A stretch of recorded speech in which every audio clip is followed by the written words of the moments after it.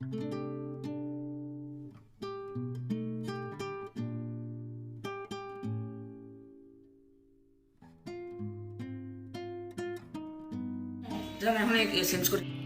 আমার ছেলেদের বন্ধুদেরকে দাওয়াত দিয়েছে, তো এই জন্য এখন আমি এখানে ছোলা ভিজিয়েছি। ছোলার উপরে একটা টিপস ভিডিও দিয়েছি, আপনারা যারা দেখেন নাই দেখে নিতে পারেন। আর এখানে ডালকে আমি হ্যান্ড ব্লেন্ডার দিয়ে ব্লেন্ড করে নিব। হ্যান্ড ব্লেন্ডারটা একটু বের করে নিই।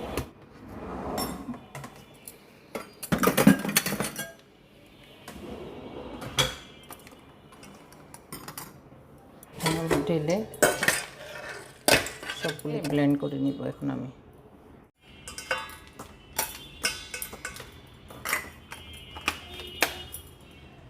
এটা হচ্ছে সুকানি কোম্পানির, এটা আমার পেজে আছে, যারা নিতে চান নিতে পারেন।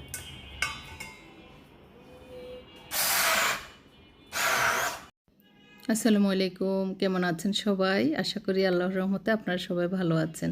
তো আমি ডাল পেস্টটা আমার ছেলেদেরকে দিয়ে আমি অন্য কাজে চলে যাব, ওদেরকে ডাকতেছি এই কাজটা করার জন্য। তো এটা হচ্ছে যে আমার হাজব্যান্ড এর ভিতরে ইন্ডিয়ায় গেছে, তো ওরা পরের দিন আর কি ওদের বন্ধুদেরকে দাওয়াত দিয়েছে। তো এই ছোলার একটা টিপস দিয়েছি, আপনারা যারা দেখেননি দেখে নিতে পারেন। ছোলাগুলিকে আগে সিদ্ধ বসিয়েছি, আমি 3টায় ঢুকেছি রান্নাঘরে। একটু আগে আগে ঢুকেছি, যেহেতু ছেলেরা আসবে, ছেলেদের পছন্দ মতো খাবার তৈরি করবো এই জন্য। তো ভালো করে ছোলাগুলি ধুয়ে আমি আলু কুটা হয়নি, তো আলুগুলোকে এইভাবে স্লাইস করে মানে কিউব করে কুটে নিয়েছি। আর পরিমাণ মতো পানি দিয়ে লবণ দিয়ে সিদ্ধ করে নিয়েছি আর কি। আজকে আমার ছেলেদের ফ্রেন্ডরা আসবে, এই জন্য আমি এখানে ফ্রাইড রাইসের জন্য আদা, রসুন আর হচ্ছে একটু গুঁড়ো মরিচ আর লবণ দিয়ে এখন মেখে রেখে দিচ্ছি। একটু পরে আমি বসিয়ে দিব, তো একটু 10-15 মিনিট ম্যারিনেশন হয়ে থাকুক।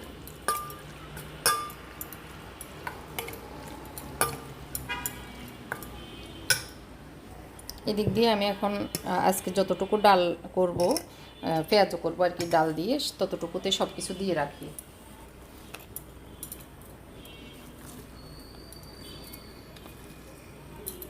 পেঁয়াজতে একটু পেঁয়াজ বেশি করে দিলে মজা লাগে। এখানে কাঁচামরিচ, ধনিয়া পাতা একসাথে দিয়ে দিচ্ছি।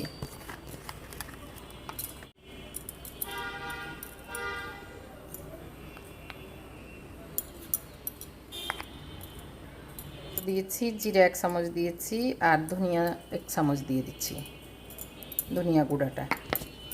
একটু ঝাল পছন্দ করে আমার ছেলেরা, এই জন্য একটু ঝাল বাড়িয়ে দিচ্ছি। দিয়ে দিয়েছে 1/2 চামচ হলুদ। এগুলি আমি যখন ভাজবো তার আগ দিয়ে মাখবো, এখন মাখলে পানি বেরিয়ে যাবে। এখানে আমি দিয়েছি fish sauce, soya sauce 5 table চামচ, ফিশ সসটা 2 টেবিল চামচ দিয়েছি, আর চিলি সসটা দিয়েছি 3-4 টেবিল চামচের মতো। তারপরে হচ্ছে ম্যাগি সসটা এখন দিব। আমি ভিডিও যখন করতেছিলাম তখন ভিডিওটা অফ হয়ে গেছে। ম্যাগি সসটা আসলে বেশি না, অল্প একটু দিব, 1-1.5 টেবিল চামচের মতো। তো এই পুরো সসটা আমি এখন এতে দিব, ফ্রাইড রাইসে দিব। ফ্রাইড রাইস 1 কেজি চাউলের সাথে যতটুকু লাগবে ততটুকু আমি দিয়ে দিচ্ছি। 1 কেজি পোলাওর চাউল রান্না করে নিয়েছি 11টার দিকেই, সেটা ঠান্ডা হলে তারপর রাইসটা করব। এখানে 2 প্যাকেট আমি ম্যাগি মশলা দিয়ে দিচ্ছি 1 কেজি চাউলের সাথে।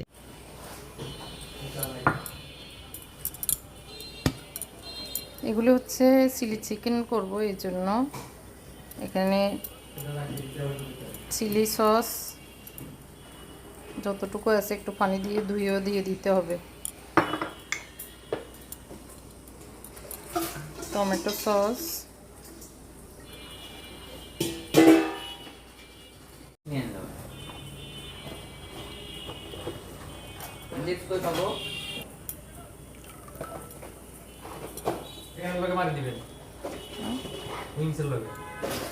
তো ওরা বলতেছিল, আম্মু তুমি যা করবা করো, আমরা চিকেন ফ্রাই অর্ডার দিই। তো ওরা 800 টাকা করে 1600 টাকার 2টা প্যাকেজ অর্ডার দিয়েছে। তো এখানে সেমটা আর কি, এখানে ডিসকাউন্টে ওরা একটা 800 টাকার ডিসকাউন্টে উইংস থাকে, ছোটো পপকর্ন টাইপের চিকেন ফ্রাই থাকে। আর এই যে আমাদের ব্লেন্ডার, চপার, যে জিনিসগুলি আমরা এই ধরনের ব্লেডগুলি ইউজ করি, সেগুলি অনেক সময় ইউজ করতে করতে ধার কমে যায়। তো এইটা ধার কমে গেলে আর চিন্তা নেই। এখন আমি একটা টিপস দিয়ে দিব, এই টিপসটা ফলো করলে আপনার ব্লেডগুলি একদম ধার হয়ে যাবে। তো এখানে আমি দিয়ে দিচ্ছি 1 চামচ লবণ দিয়ে দিচ্ছি, আরও একটু দিয়ে দিচ্ছি আমার ইয়েটা ভিজা এই জন্য। রাখি দে, একটা দিয়ে দিচ্ছি বরফ। এখন আমি এগুলো একটু ব্লেন্ড করে নিব। এখন আমি এটাকে ধুয়ে নেব, একদম ধারালো হয়ে যাবে। এখন আমার লাগতেছে কালো গোলমরিচ পাউডার, এর জন্য একটু পাউডার করে নিচ্ছি কালো গোলমরিচ। একটু বেশি করে করে আমি ফ্রিজে রেখে দিব বয়মে ভরে, তাহলে একদম টাটকা থাকবে।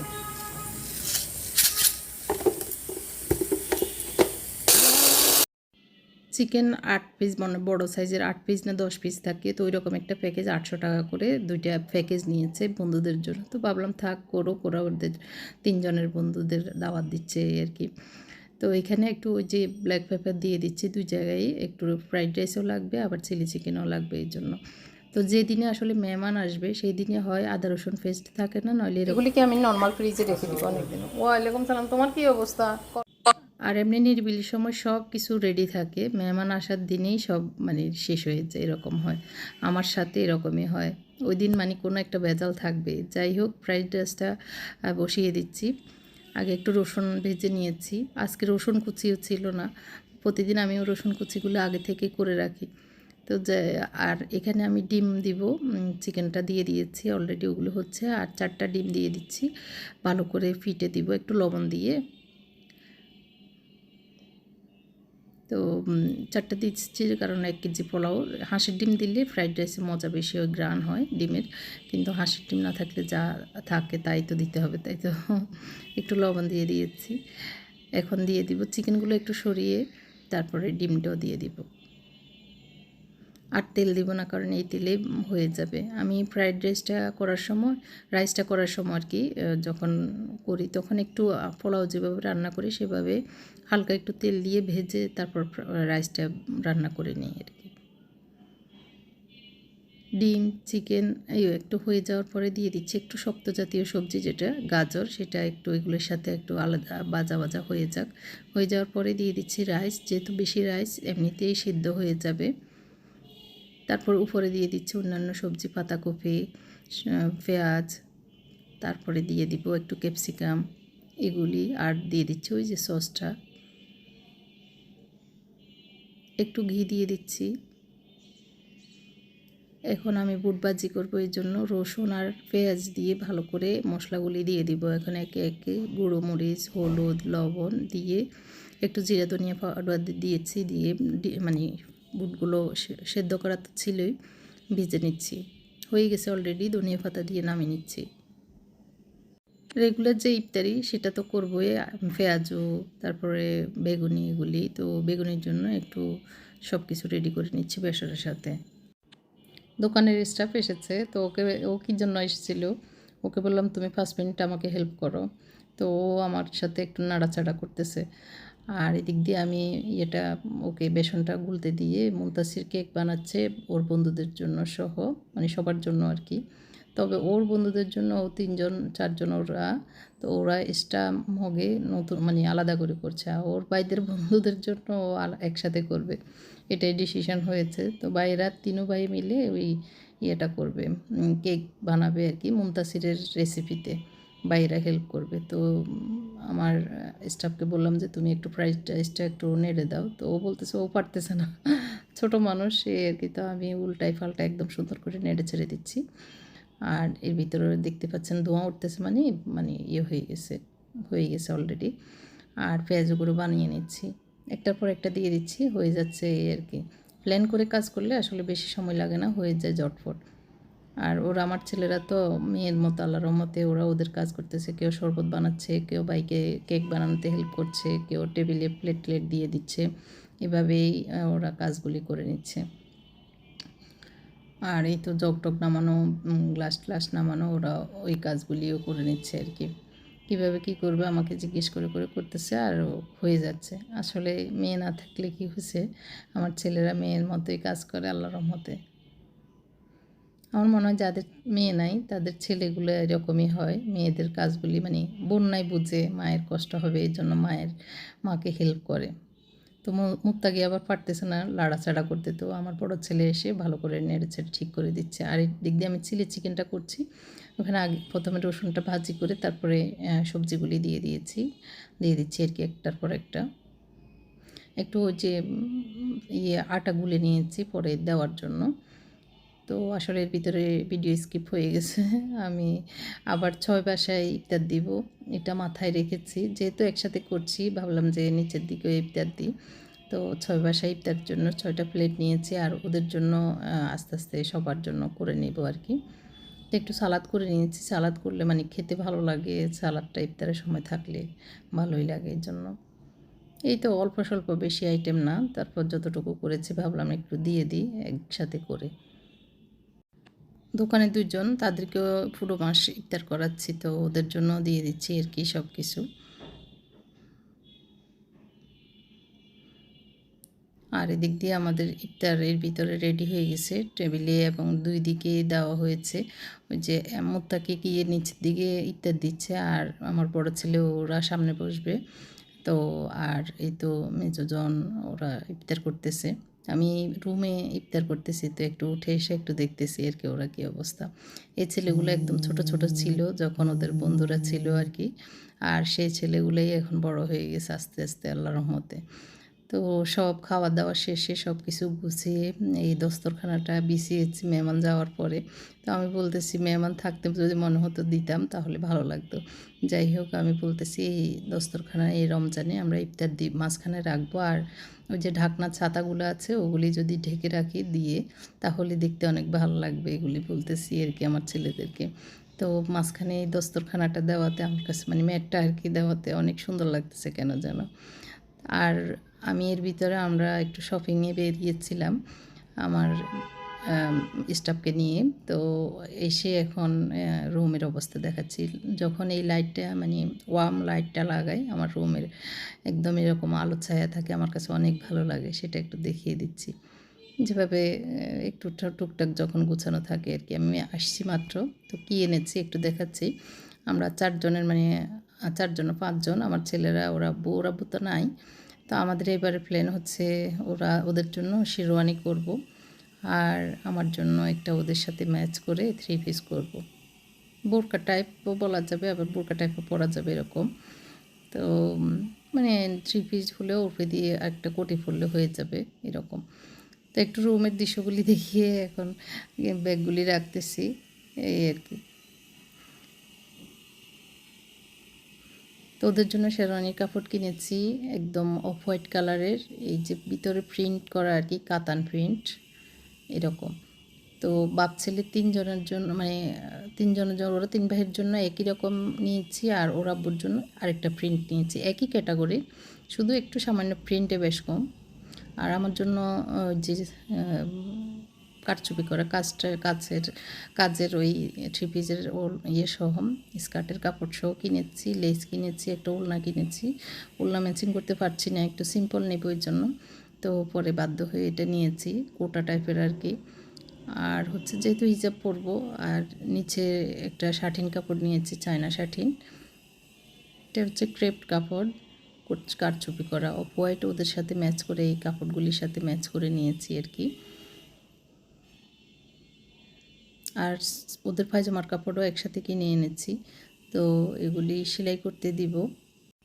তো কাপড়ে তো বেশি খরচ না, খরচ হচ্ছে সেলাইতে। তো সেলাইয়ের জন্য আমি ব্যাগে ঢুকিয়ে রেডি করে নিচ্ছি। শেরওয়ানির ডিজাইনটা একটু দেখিয়ে দিচ্ছি কীরকম শেরওয়ানি করব। শেরওয়ানি হবে এই ডিজাইনের, আর শেরওয়ানির জন্য যে বুতামগুলি সেগুলি কিনতেছি, তো ওইটাও একটু রেকর্ড করেছিলাম। এক একজনেরটা এক এক রকম, কারণ একই রকম শেরওয়ানির বুতাম ওদের দোকানে নাই, মানে বেশি নাই আর কি। তো বাধ্য হয়ে এক এক শেরওয়ানিতে 8 পিস না 12 পিস লাগে, 12 পিস লাগে হাতাসহ। তো এই জন্য আমরা এই যে এক প্যাকেট 3 জনের জন্য নিয়েছি। আর আমার বড় ছেলে পাঞ্জাবি পরবে, ও শেরওয়ানি পরবে না, ওর গরম লাগে। ও ঠান্ডা দেশ থেকে আসছে তো ও বলল যে আমার গরম লাগবে, আমি পাঞ্জাবি সেলাই করবো। আমাদের জামাগুলি সেলাই করে অলরেডি চলে এসেছে। আমার জন্য আমি সামনে এরকম ফাড়া, এটাকে কি বলে শেরওয়ানি টাইপের আর কি, এভাবে বানিয়েছি। নিচেরটা হচ্ছে স্কার্ট বানিয়েছি। প্লাজো টাইপ বানালে হতো, তো আমি স্কার্টই পরবো, এই জন্য প্লাজোগুলো আমার আবার ভালো লাগে না এই জন্য। আর ওড়নাটা সিম্পল রেখেছি। ওড়নার সাইডে এরকম আগের একটা পাতি লেস ছিল, এটা আর ফালাইনি, এইভাবে আরেকটা চিকন লেস দিয়েছি। আর এটা আমার শাশুড়ির জন্য একটা মিস্কি টাইপ বোরকা আর কি। আর হচ্ছে পেটিকোট, ওনার জন্য আবার এরকমই একটা ওড়না কিনেছি। আচ্ছা, ওড়নাটাও দেখাচ্ছি তার আগে। আমার ছেলেদের শেরওয়ানিগুলোও চলে এসেছে, এগুলিও সুন্দরভাবে শিলানো হয়েছে। আমরা যে বুতামগুলি চয়েস করে দিয়েছি সেগুলি এক একজনেরটাতে এক একটা দেওয়া হয়েছে আর কি। শেরওয়ানিগুলি এরকম।